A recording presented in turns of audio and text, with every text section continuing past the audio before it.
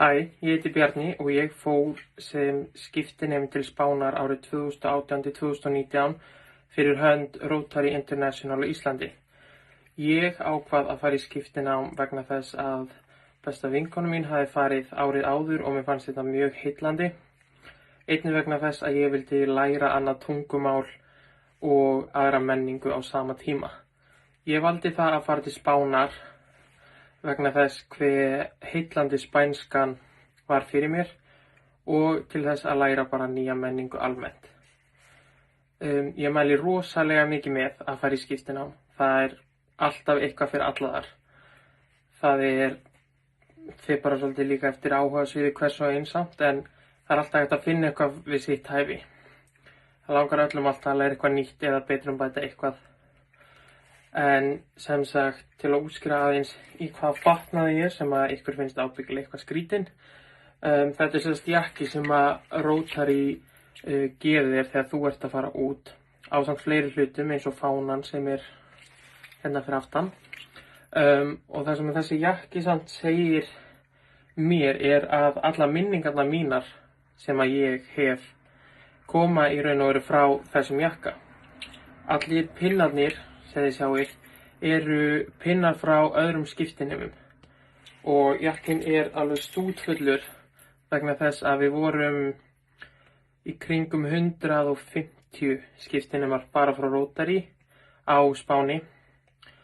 Og já, síðan til þess að segja svolítið nánar bara, hérna er smá svona borði sem að stendur Feliz cumpleaños sem þýðir til hamingju með daginn á spænsku, sem að krakkarnir í bekknum mínum sem ég var út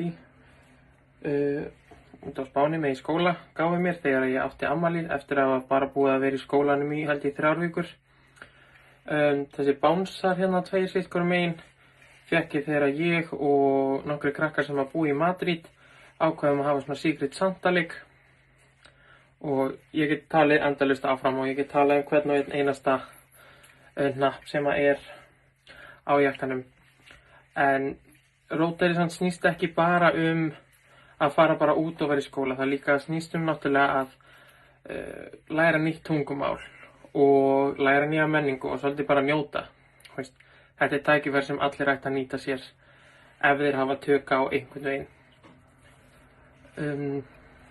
Meira er að Rotary sem sagt er miklu stærra en maður heldur.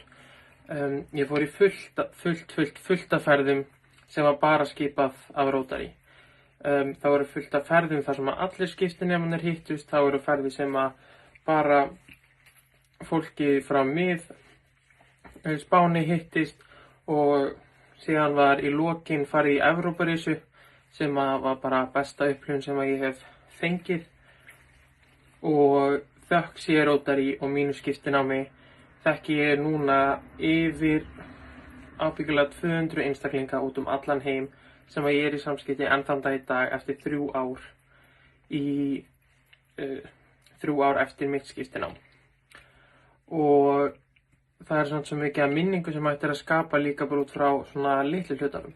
Eins og fáninn sem er hérna fyrir aftan sem að skiptir mér rosalega miklu máli er sem sagt að þið reynda að sjá það ekki, en á honum eru sem sagt undirskriftir og textar frá þeim 60 aðilum sem að ég fór með í mína Evrópureisu. Og þetta var á lokadeginum, þá voru allir að skrifa kveðju til hvers annars. En síðan voru fullt af fleiri ferðum sem við fórum við löpum meira að segja gönguleið sem heitir Camino de Santiago sem að eru 120 kilometrar og ég held við höfum verið 5 daga að ganga og bara allir skiptinemarnir. Ég get eiginlega ekki sagt ykkur hvað skiptinám gerir mikið fyrir hvern og einn. Það bara kennir þér svolítið mikið að finna sjálfa þig og að geta verið bara þú sjálfur alltaf. Og ef þið líkar ekki einu sinni við þá einstakling sem þú ert í dag en langar að finna þig, þá mæli ég hiklaust með að fara í skiptinám eitthvert. Þannig. Og hvers vegna samt að ég hafi valið Rotary í staðinn fyrir AFS eða Mundo eða eitthvað er vegna þess að hjá Rotary að þá veit maður hverjir aðrir skiptinemar eru á sínu svæði og þú munt á endanum hitta alla skiptinema sem eru í kringu þig. Þannig ég mæli með Rotary hiklaust allan daginn og já.